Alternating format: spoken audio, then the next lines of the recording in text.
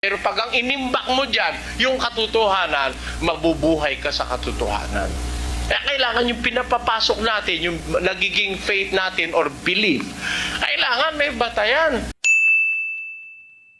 Magandang araw po sa inyong lahat. Sir JR po ng Usap-Usap University, and nagbabalik na naman po tayo sa ating episode, and I'm always happy to see you. Sana po ay nasa mabuti po kayong kalagayan. Kung ikaw po ay baguhan, tuloy po sa ating channel. Ang ginagawa po natin dito, tayo po ay nanonood ng mga religious preachings, mga discussions, mga sermons, and for this particular episode, atin pong papanoorin, I would say most requested na preacher mga kayuthi. Ito po si Brother Eli Soriano ng MCGI. Sa akin pong background sa pag-aanalisa, ako po ay dating university debater mula po sa MSU IIT sa loob po ng 3 taon. Ako rin po ay nagdebate sa ABS-CBN News Channel at ako ay member ng isang international public speaking organization, ang Toastmasters International. Bago po tayo magpatuloy mga kayuthi, I just have to give a little bit of a warning. So ako po ay isang video reactor, hindi po ako maangaral, hindi po ako nag-endorso ng anumang relihiyon. Sa lahat po ng ating episodes, hindi po ako nagsasabi na wag niyong aniban nyo ito, hindi po. Please take it with a grain of salt, kumbaga sa Ingles. Hindi ko rin po hangad na manakit po ng mga damdamin ng ating viewers mga ka-U3. So I'm just trying my best to be a fair and neutral reactor, lalong-lalo na po sa mga reliyon po na hindi ko naman po kinaaniban. So ang titulo po ng ating source of video, ang pinakamagandang aklat sa buong mundo. So samahan niyo po ako mga ka-U3, let us watch this video together. Let's go! Ang atin pong theme ay faith in focus for the millennium. Actually, hindi naman ako naniniwala that we can finish this millennium or matatapos pa natin ito and we can see another millennial celebration. Ako hindi na po naniniwala sapagkat kung ang Biblia pag-uusapan natin, napakalapit na po ng katapusan.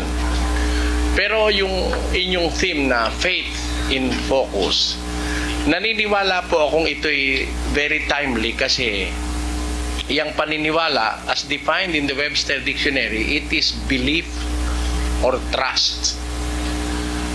Yan po ay bawat isa sa atin meron yan. Naniniwala ako. Every human being meron siyang belief, meron siyang trust. Maaaring ang trust niya ay sa kanyang tatay, sa nanay, sa lola, sa kaibigan, sa mga taong nagkaroon ng malaking influensya sa kanyang buhay. Ayan po. And would you believe that 90% of our actions, decisions in life,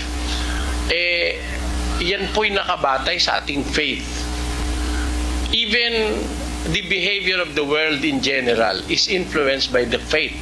Kaya naniniwala po ako malaki ang kinalaman niyang faith sa ating pang-araw-araw na pamumuhay. Pero ang napaka-isang malaking bagay na gusto ko pong maintindihan sana ng aking mga kapwa-tao, miski sa mga profesor sa kolehiyo, natatandaan nyo na po ba na marami ng panahon nung maliliit kami, nung kami grade 1, ang subject namin, GMRC, Social Studies, tapos Health and Science, Arithmetic, PE, siguro more or less mga 7 ang included in the curriculum.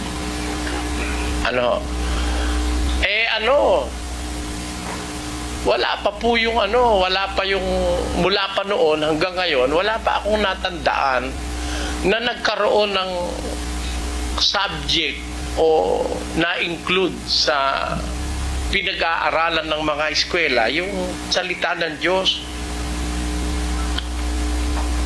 The Bible as a book, hindi ko nakitang binigyan ng malaking kahulugan sa eskwela. Pinag-aaralan natin yung prose and poetry nung panahon namin.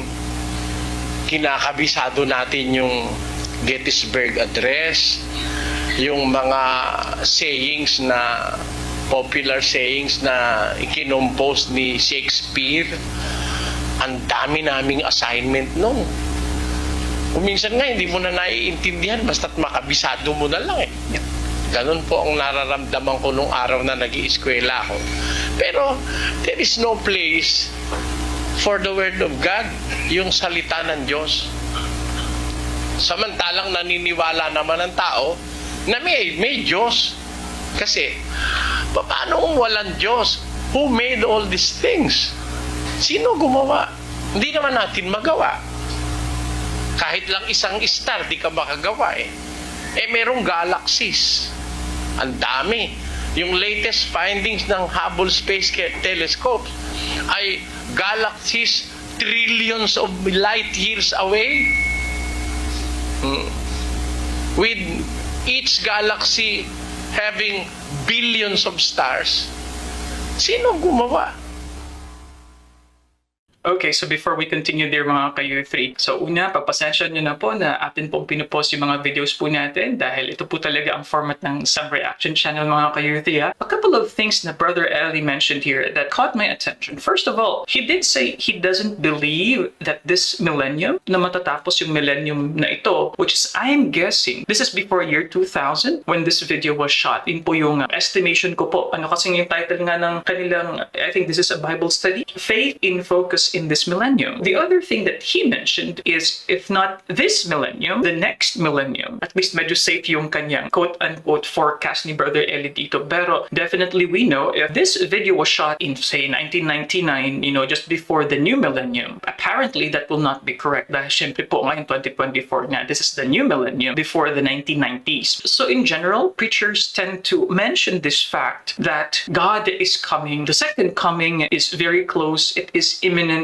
The reality is, as I also mentioned po sa ating po mga past video reactions, marami-rami na rin po kasi ang predictions ng return ng Messiah po over the thousands of years in the church's history. When I say church, this is quote-unquote Christianity mga ka-U3. So why do preachers say this? Of course, para magkaroon tayo ng sense of urgency na kinakailangan natin huwag na magpatumpik-tumpik, kinakailangan na natin kumbaga grab and seize the opportunity as it is for a limited offer or for a limited time only mga ka-U3. Saan ang galing? It is a scientific principle that we must believe that nothing happens without a cause.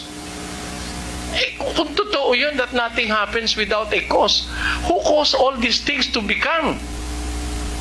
That is the real name of God in Hebrew, from the Hebrew verb yava, which means he who causes to become. There is a supreme being that causes everything to become, to be here, to exist. Pero para sabihin natin ngayon, walang Diyos, napaka-impertinenteng paniniwalang sabihin natin walang Diyos. Hindi naman natin magagawa yung ginawa niya. Actually nga, sa isang laboratory sa United States, kinopya nila exactly the constitution of a human cell. Kumuha sila ng right components para makabuo sila ng isang human cell. Eksakto. Nila, gumawa sila ng isang cell. Kinopya nila yung human cell. After all those efforts, nagawa nila exact, pati measurement, pati nutrients na nandun nilagay nila. But something is lacking. Hindi nila mapagalaw. Hindi mabuhay. With the right composition and chemical composition, but hindi nila mabuhay. Isang tanong ang sumuot sa isip nila, ba't ayaw kumilos? Eksakto naman doon sa human cell. Eksakto the microscopic measurements. Ba't hindi mabuhay? Ibig sabihin, isang human cell lang, hindi sila makabuhay. Yung sinasabi natin ngayong cloning, dependent pa rin sila doon sa kinuha nilang live cell from a living organism. Yun po ang masasabi natin. Para ngayon sabihin mo, walang Diyos, hindi mo naman magawa yung nagawa niya. Ang katunayan, ito lang, hindi magawa Kahit man ang ulo mo ay wag mong ipanumpa. Bakit? Sapagkat hindi ka makagagawa ng isang buhok na maputi o maitim. Kita niyo? Gusto ko rin po i-mention dito yung sinabi ni Brother Eli as to the Bible not being studied in public schools. There's a danger there dahil naman po hindi naman po tayo ecclesiastical state mga ka-youth. Kapag ating in-enforce sa natin in-infer sa public education system yung ating pag-aaral ng, for example, Christianity. Other faiths could also question that dahil una, hindi lang naman Christianity ang reliyon sa Pilipinas. Meron ding ibang reliyon na gumagamit ng ibang holy book nila at meron din na kahit sa within Christianity, iba't iba ang uri ng Bible. So if ever magkakaroon, for example, in public school, magkakaroon ng Bible education, the next question there is, aling version? Kaninong libro ang ating pagbabasehan? Kaya for private schools, what I know is meron silang RE, mga ka-youth, religious education. So usually this is in a private school, either a Protestant school or of course a Catholic school, mga ka-youth. Sa atin pong mga ka-youth dyan, ano pong masasabi ninyo sa mga nagmula o nag-aral sa private school? Ano ang tinuro sa inyo sa inyong RE? It was a categorical statement of Jesus Christ. Huwag mong ipanunumpa kahit ang ulo mo. Kasi yung buhok lang ng ulo mo, hindi ka makakagawa kahit isang buhok na maputi o maitim. And who would dare challenge that declaration of Jesus Christ said 2,000 years ago? Hanggang ngayon, with the advent of modern technology and science, wala pang profesor, wala pang siyentipikong nakagawa ng isang buhok na maputi o maitim. Meron po ba? Is there an available technology now that will prove to us na makakagawa na ang tao ng buhok? Wala eh. Nakakagawa na tao ng ngipin eh. Hindi ba? Nakakagawa ng tao ng ngipin eh. Kuminsan nga, mas maganda pa dun sa natural ng ngipin, kuminsan eh. Nakakagawa na rin ng tao ng mata, yung artificial eye. Actually ngayon, ang mga bulag, meron ng bagong technology na merong connected to their brains, ang impulses ng isang camera. Pag inilagay mo sa bulag, alam niya nang iwasan yung mga ababanggaan niya. Bagong-bago po yan. Kaya nagkaroon na siya ng parang artificial eye. Pero hanggang ngayon, yung sinabi ni Kristong walang makakagawa ng isang buhok na maitim o maputi. If you are going to study the constitution of our body, yung buhok made of dead cells yan eh. Dead cells. Parang kuko. Made of dead cells. Parang kalyo. Dun sa ilalim ng paa. Yun sa talampakan, sa sakong. Mga dead cells yan eh. Pero hindi ka makagawa ng isang buhok. Ayun ang sinasabi. Basta't marami tayong kakaiba o kakaktuwang paniniwala sa buhay. Maraming belief. Pero ang hindi napag-aaralan ng tao, yun talagang belief. What is the rightful belief that we must have?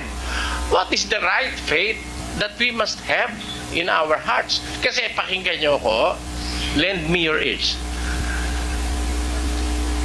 Ang faith, whether you like it or not, bawat isa meron yan eh.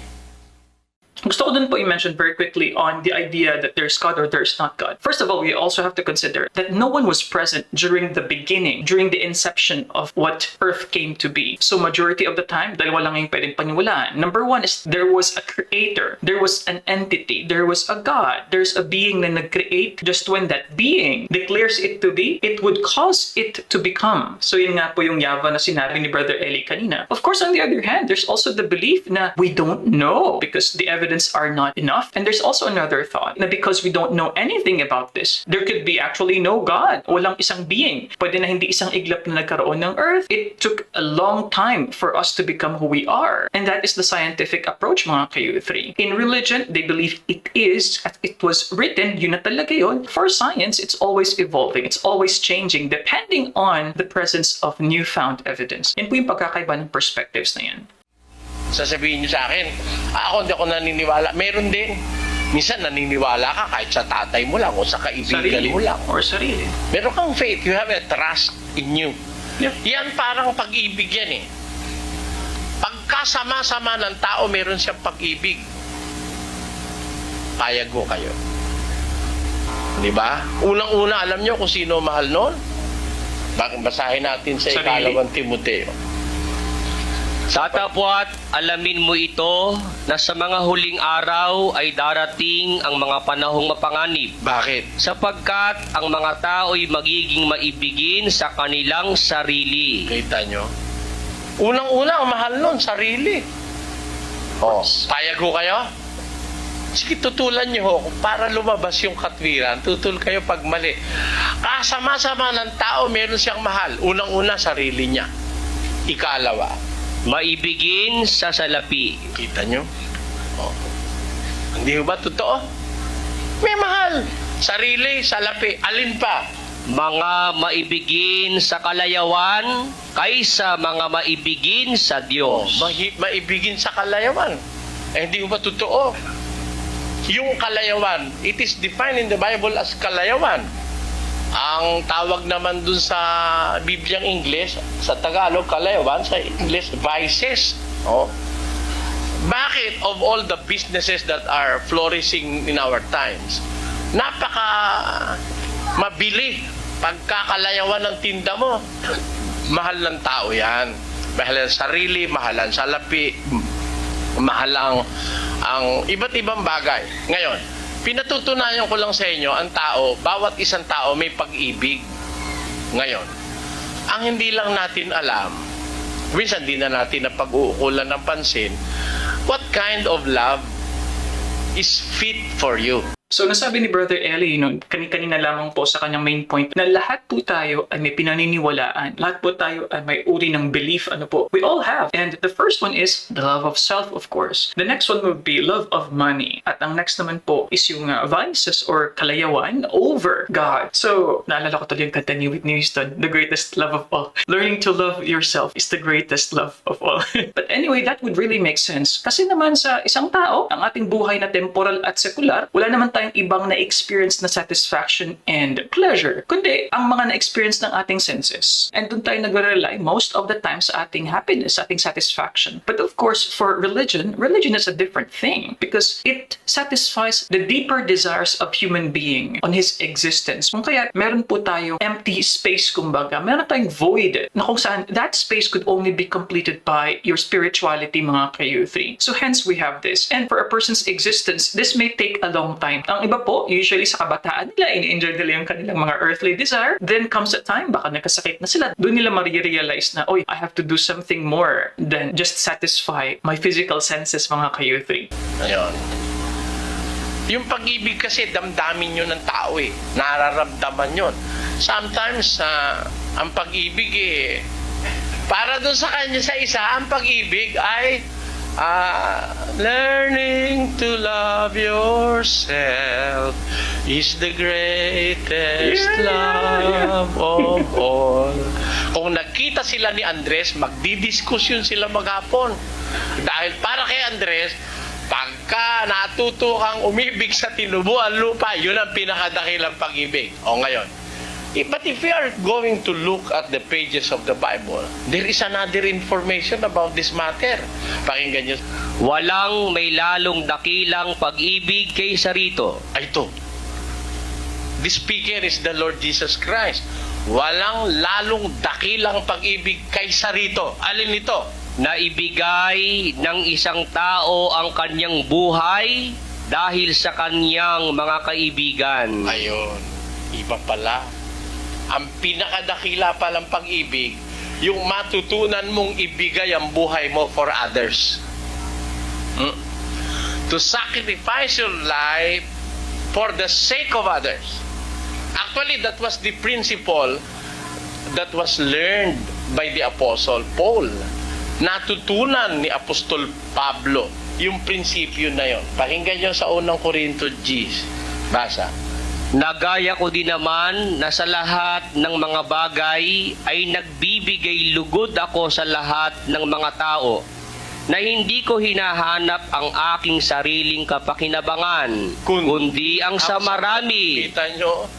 Yung iba muna bago yung sarili. Hindi ko hinahanap yung sarili kong kapakinabangan, kundi ang sa marami. Ngayon, siguro wala ka nang makitang mga ganyan tao eh. Bihira na lang na hinahanap yung kapakinabangan ng kapwa bago yung kanyang sarili. Para rin naman si Jesus Christ yun. Hindi bali siyang mag-suffer. Binigay niya ang buhay niya para sa kanyang mga kaibigan. And if you have to continue reading that particular verse, pakibasa uli yung kapatid na Willie sa Juan. Walang may lalong dakilang pag-ibig kaysa rito na ibigay ng isang tao ang kanyang buhay dahil sa kanyang mga kaibigan. Kayo'y aking mga kaibigan. Sabi niya sa mga disciples niya, kayo'y aking mga kaibigan. Tapos, Kung gawin ninyo ang mga bagay na aking inyuutos sa inyo. kita nyo, wala nang mas dakilang pag-ibig dito, yung matutunan mo na ibigay yung buhay mo dahil sa yung kaibigan. Kayo'y aking mga kaibigan. And actually, he did it. Ibinigay niya ang buhay niya para sa kanyang mga kaibigan, yung kanyang mga disipulo. Natupad niya yon. Nakagawa siya ng pinakadakilang pag-ibig na po pwedeng magawa ng tao. Ang pag-ibig, mas dakila yung matutukang magbigay ng buhay para sa iyong kaibigan. Ngayon, ano po ibig ko sabihin? Yung pag-ibig, maraming klase. Ganon din naman, balik tayo sa ating theme. Yung faith, marami ring klase.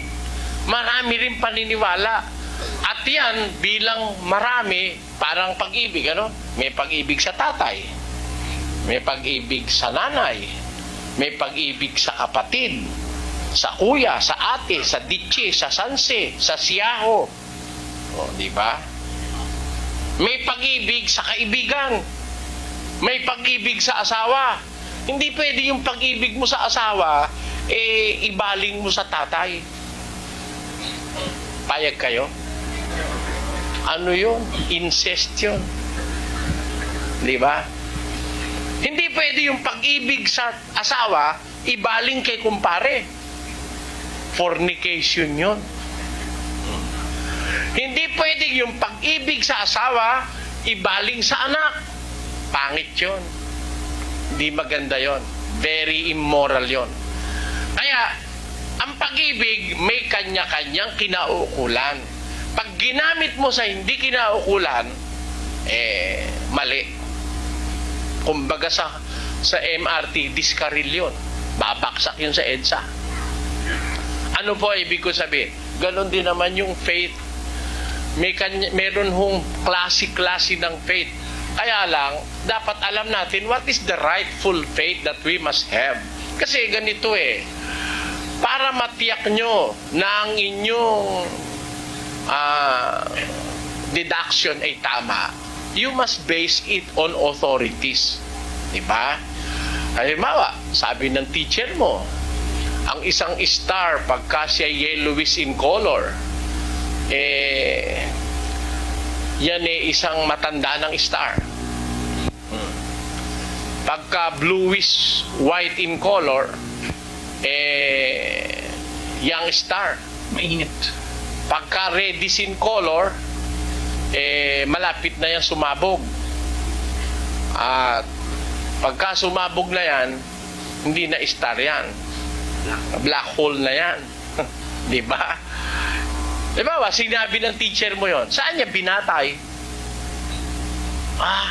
Tinanong ko sa lola ko yun. Kaya alam ko. Payag kayo. Kahit teacher yun, nagsasalita, tatalikuran ko yun. Kailangan magpakita siya ng authority. Where did you base that explanation? Halimbawa, sinabi mo, yung mga langgam, meron silang antena. Tama, may antena naman talaga yung langgam. Ipis man, may antena rin Ang magtataka ka, bakit yung langgam, pag nakakita ng pagkain dito, hindi naman siya umuwi. Hindi siya umuwi. Mamaya konti dumadami na langgam. Pinanonood ko Hindi naman siya umalis doon. Pero mamaya marain ng langgam. Ngayon, ano ibig sabihin nun? Scientifically, yung palalanggam, merong antena talaga. At bukod sa antena, meron siyang pheromone. A kind of chemical that help the ants send messages to other langgam or ants. At yun namang recipient, meron ding pheromone, may antena, sa pamamagitan nun, nakakapag-communicate sila. Tanyo? Hindi sila nag-usap verbally, pero meron messages na isinesend. Meron ngang messages pa raw Pagka halimbawa may panganib, yung message na isinesend, hindi kanin hindi pagkain Pag may panganib, isinesend niya, panganib ang nandito. Hindi pagkain. Tanyo? Ibig sabihin, Ba't naalaman nyo? Pinag-aralan ng siyentipiko, may concrete evidence sila. Maniwala ka man din, you are believing on the truth. Pero, basta kahit na lang saan ang galing naniwala ka na, meron daw dadating na asteroid na as big as the state of Arizona. O edi yung mga miyembro, takot na takot. Yung kapitbahay namin, binenta yung kanyang apartment. Imbis na ang halaga 3.5 million, binenta niya lang 2.5. Kasi total matatapos na rin lang daw ang mundo. At ibibigay niya sa mahal na pastor yung 60%. Sabi ko naman, kung ibibigay sa mahal na pastor, ani naman ang mahal na pastor. Mawawasak na rin lang ang mundo, ani na mahal na pastor yun. Biro mo, a matter of 1 week lang, tinanggap pa yung pera mo. Ani niya yung 1 week, ani niya yung pera. Naniwala sila. Ngayon, nung hindi dumating nung primero, dahil ados daw yung deadline salpok na raw sa mundo Alam nyo, yung daw asteroid, nag-decrease yan, bumalik sa pinanggalingan. May naniwala o wala? Meron. With the Hubble Space Telescope there in space na nagbabantay sa surroundings ng mundo, hindi kaya mapapansin kung meron ng asteroid na papunta rito sa mundo? At hindi kaya sasabog sa media yon na, meron ng dumadating na asteroid. Hindi kaya sabihin sa media yon? Kaya masasabi natin, yung paniniwala, pinaniwalaan yon. By experience, kailangan bawat sabihin mo, bawat ipaniwala mo sa tao, may batayan. Mayroong basis. Ba't kayo nag-aaral? Anong pinag-aaralan nyo dito sa PUP? Hindi ba ang pinuturo sa inyo may basis? Everything you do, everything you believe, kailangan meron kang concrete ebidensya. Bakit mo tinanggap yan sa puso mo? Pagkain lang Masarap ang manok, tama o hindi? Tama. Masarap ang manok. Yung masarap na manok, kinakain mo ba yon? Nung kainin mo, kinain mo lahat? Di ba? May tinatapong ka Pagkain lang yon. That is going to your belly. At yun, inilalabas din yon. Pakinggan nyo sa 15. Basa. Hindi pa ba ninyo nalalaman Na ang anumang pumapasok sa bibig ay tumutuloy sa tiyan at inilalabas sa daanan ng dumi? kita nyo, yung pumapasok sa bibig, tumutuloy sa tiyan yon. Inilalabas yun sa daanan ng dumi. Tamo, kahit na yung ipinasok mo na, may dumi pa rin doon. And our body is meticulous enough not to consume yung dumi. Inilalabas pa rin. Di ba? Ang kinain nito, puro laman na, no? Di ba? Puro laman na. Inalis mo na nga yung buto, inalis mo na yung tinik. Pero yung body, meticulous yun para alisin niya pa rin yung hindi mo naalis na dumi. Di po ba? Tapayag kayo, mga kapatid. Ilalabas mo pa rin sa katawan mo. Ang kukunin niya lang yung rightful nutrients and minerals and vitamins na kailangan ng katawan mo. Pero yung waste niya, whether it is liquid or solid, ilalabas yan. May daanan ng liquid waste, may daanan ng solid waste sa ating excretory system. Kanina, at the start of this video, as we're playing it, I was wondering kung bakit iba yung communication style ni Brother Eli. And honestly, I have also seen this before. Bakit para maraming technical siya na sinasabi, merong scientific, and ngayon medyo medical na po. And nasabi nga po rito sa kalagitnaan ng video na ito na ang audience pala is sa PUP. So when your audience is young, so kinakailangan mo din mga kayuti na mag-adjust sa communication style mo. Kasi nga, mga kabataan yung nakikinig. So sa PUP pala, mga estudyante. And it really shows to us yung pagiging veterano ni Brother Eli in conveying the messages po na gusto niyang i-share. Because young people, so kinakailangan niya rin mag-adjust ng kanyang lengguwahe. And I really do appreciate that. And also, Brother Eli, sa isang point na tinanong niya kanina, so ano ang rightful na pananampalataya? And he said, so it should be based on authority. And yung nasabi niya mga ka-youth sa isang pastor, beloved pastor, ayan, sino po kaya yun? Yung sinasabi na merong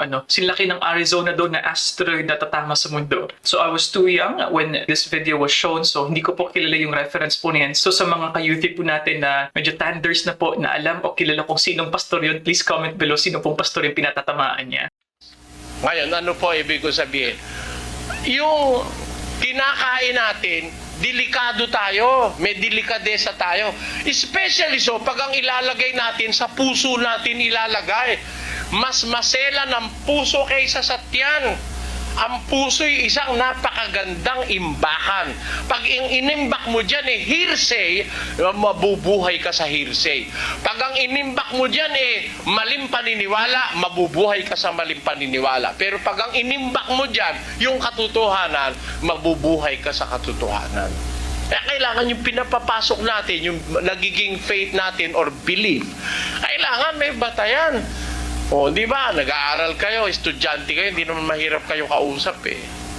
Let's start from the very beginning. A very good place to start. When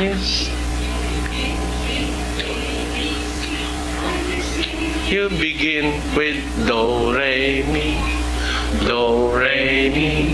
The first three notes just happen to be do, re, mi.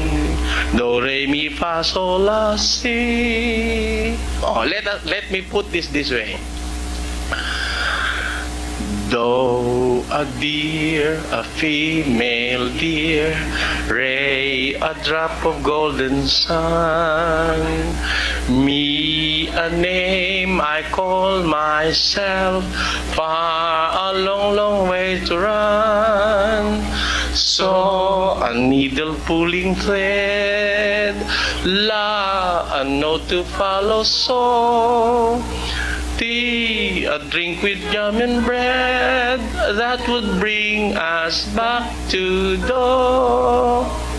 Do, a deer. Ata niya, pag natuto ka ng grammar, when you read, you begin with A, B, C. A, B, C. Bata ka pa. Tinutunan sa A, B, C. O, di pinag-aaralan yon yung A, B, C. Pagdating sa arithmetic, ano naman ang unang-una? O, di 1, 2, 3. O, tapos, pagkabata ka pa, 1 plus 1, 2. 2 plus 2, 4. 4 plus 4, 8. 8 plus 8, hindi ko na alam yun, ma'am. Sabi no grade 1. Tamo? Pero, nag-i-start ka doon sa 1 plus 1 equals to 1 mas 1, 2. Mhm. O. Yun ang pinag-uumpisahan mo. Ngayon, pagkanta mo naman, saan ka? Di sa music, meron ka namang nota. Kasi pagka wala sa nota, pangit makinig. Pero, kahit hindi maganda boses mo, nasa nota lang sana. Maganda, pwede na rin pakinggan eh. Kasi may nota eh. May batayan. At least, lan, lan, lan, lan, lan, lan, lan, lan, lan, lan. Oh, nasa nota eh.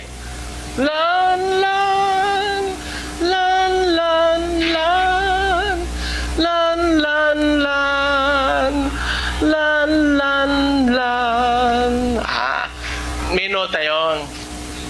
Tama, masarap pakinggan. O ngayon, sa pananampalataya, ano ang nota? Saan mo ibabatay? Saan mo babatay? Ay, sabi ng lola ko, huwag ka rin magwawalis paggabi. Lalabas ang grasya. Oh, yun ba ang batayan? Kawawa naman ang pananampalataya mo. Mare, alis na kami. Di muna, hindi pa kami tapos kumain eh. Mahuli ako sa appointment. Sige na. Iikot ko na lang ito.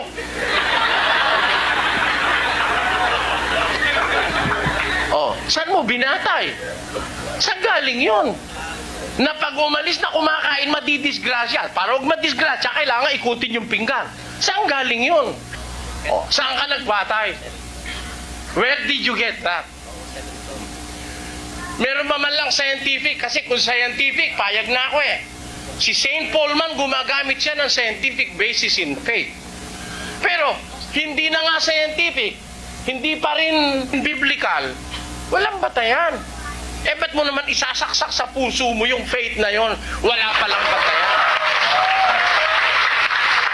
Pero, kung gusto nyong malibing, kung gusto nyo mga kababayang malibing, ang dala-dala nyo'y karunungan, okay.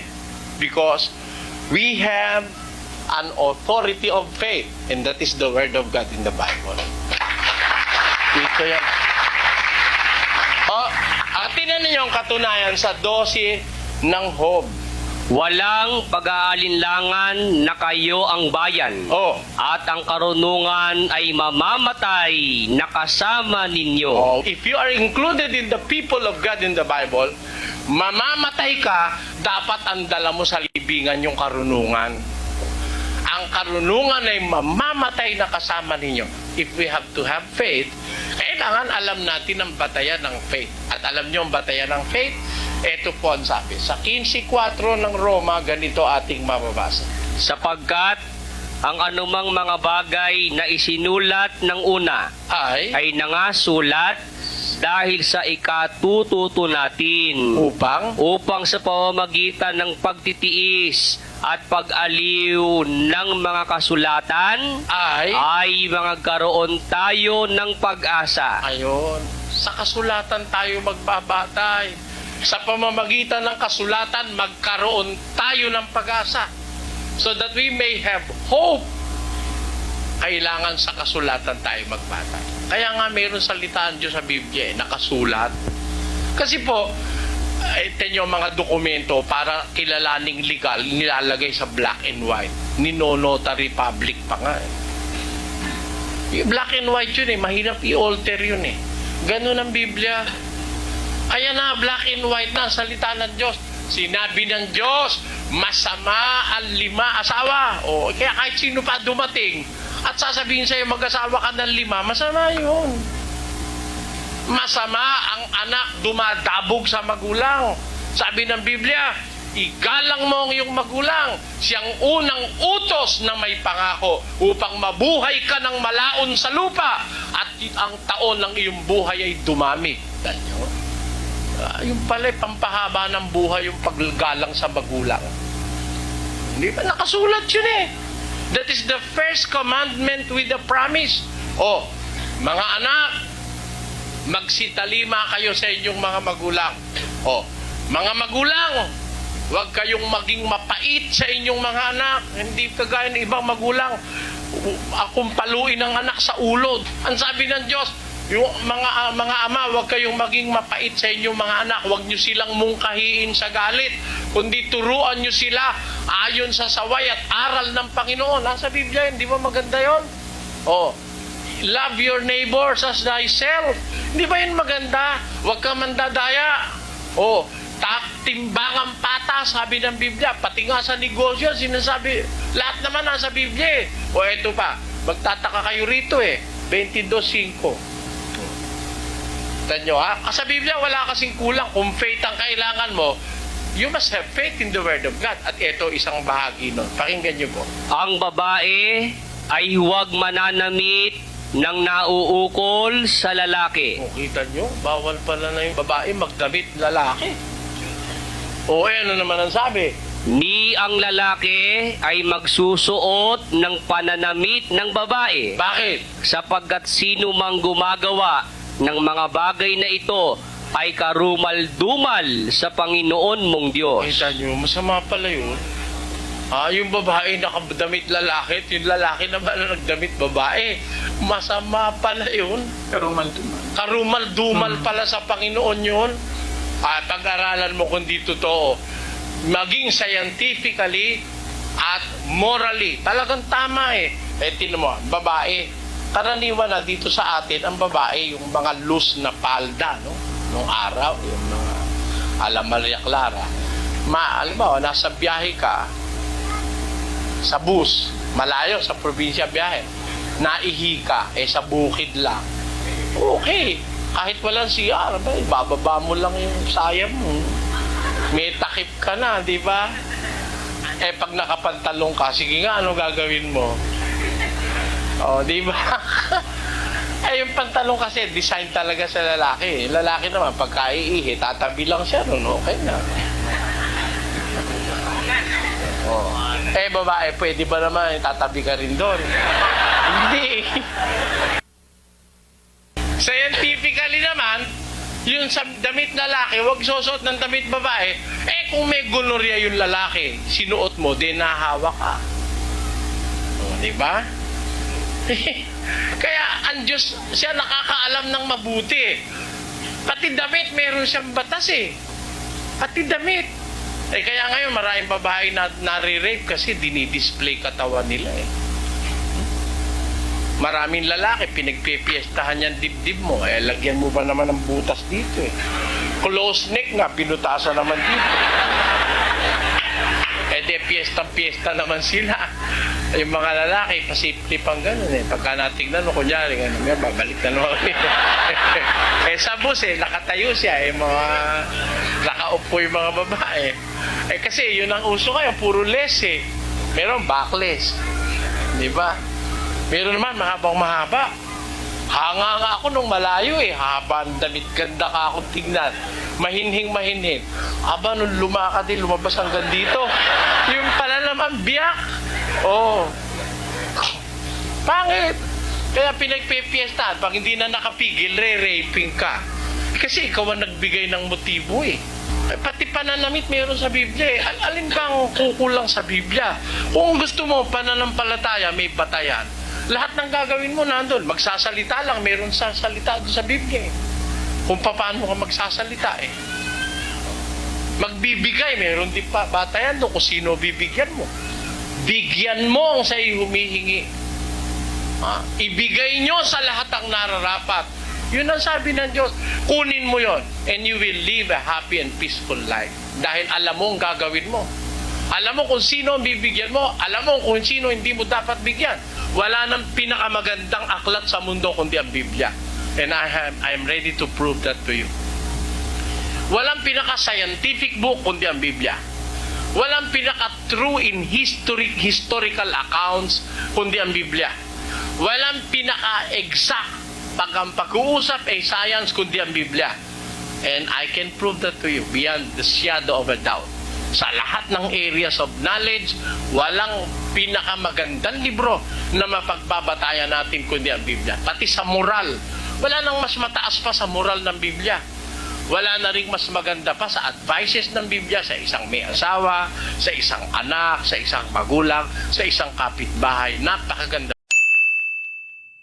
Okay mga ka-youthie, so dyan po nagtatapos ang ating episode po ng most requested talaga na preacher po sa ating channel, si Brother Eli Soriano. So may mga comments dyan syempre magsasabi naman po na bitin. But anyway, so gusto ko lang po i-point out, no, may mga questions lang po ako kasi nasabi ni Brother Eli yung patungkol for example sa jeans, sa pantalon. Kasi sinasabi ni Brother Eli, it's not correct, di ba? Na kapag ihi daw, mas okay yung saya, mas okay yung may palda kumpara sa jeans kasi ang jeans is pang lalaki. So sa MCGI po ba, bawal pa rin po ba magpantalon ng mga kababaihan? This is quite sensitive, but I appreciate Brother Eli for bringing this up. Yung ideya po nga na pwedeng maghahas ang isang babae dahil sa pananamit din mismo ng mga babae. Hindi naman sinasabi ni Brother Eli dito na yun lang yung only reason bakit nare-rape yung mga babae, pero may factor din po kasi men are truly visual.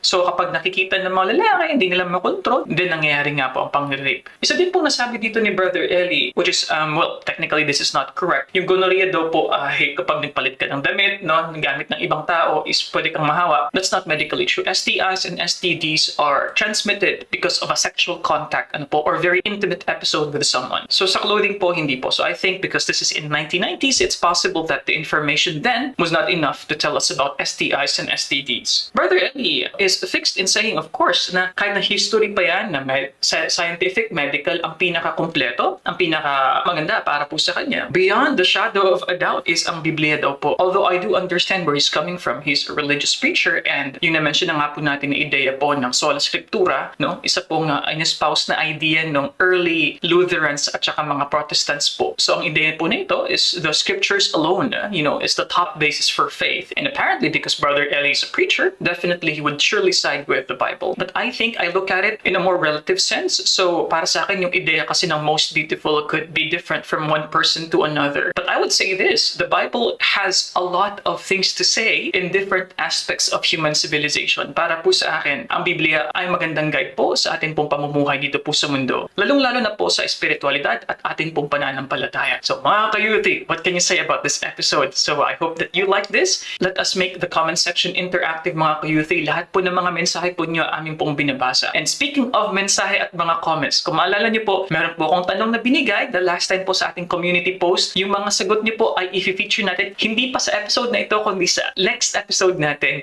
Dahil meron po tayong tinanong, ang sabi ko nga po doon, sa konteksto ng lipunan natin, kung si Brother Eli ay buhay pa, ano kaya ang kanyang sasabihin? So yun po yung ating challenge po dyan sa community post below. And as always, if you like these kinds of contents mga ka-Youthy, you know what to do. Subscribe. If you don't like this video, you can click this video here. We also have a playlist here. And I'll see you guys next time. Peace. Bye-bye.